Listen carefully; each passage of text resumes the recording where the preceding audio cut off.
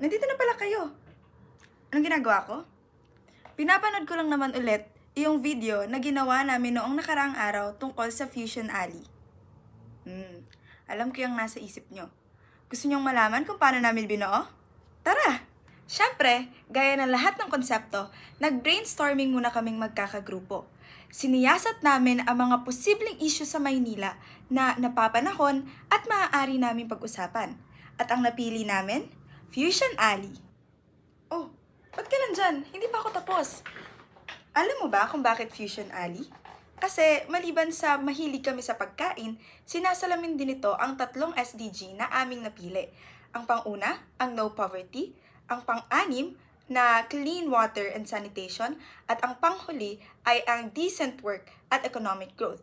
Upang hindi lang makipagbigay aliw ang aming video, may kabuluhan din. Nakaangkla sa 3 SDG ang aming tema na kumukonekta sa pagkain at mga layuning panlipunan.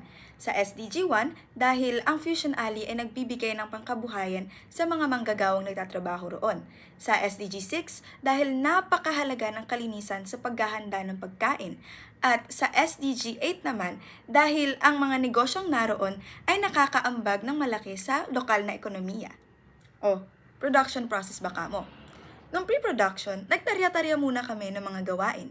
May mga miyembro na gumawa ng outline, ng script, may taga-video, may taga-edit, at syempre, taga-tikim. At maliban doon, pinlano din namin kung anong oras kayo magkikita at kung saang lugar mismo. At syempre, ang budget namin na 1,000.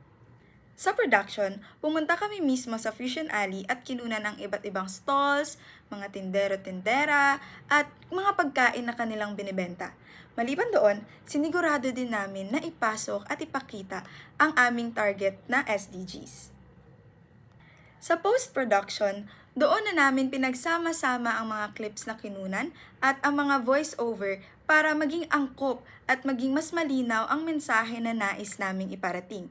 Maliban doon, nilagyan din ito ng aming editor ng transitions, ng captions, at iba pang mga elemento upang mas mapaganda ang aming video. Ang pangunahing rhetorical na ginamit namin sa video ay ang patos na nagbigay tulay upang makarelate sa amin ang mga manonood, at ang logos dahil nagbigay alam kami sa mga issue or mga layuning panlipunan tulad ng SDG 1, SDG 6, at ng SDG 8. Panghuli, sa paglikha namin ng naratibong video, natutunan namin ang kalagahan ng visual na representasyon at pagbibigay kaalaman. Dahil sa aming munting video, naipahatid namin na ang Fusion Alley na kalimitang pinipilahan at pinagkakaguluhan ay mayroon pa rin kaugnayan sa isyong panlipunan.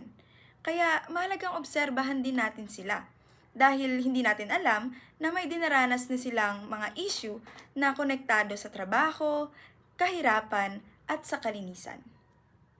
Oh, doon na nagtatapos. Huwag niyong kalimutan na tangkilikin ang Fusion Alley, ah. Paalam!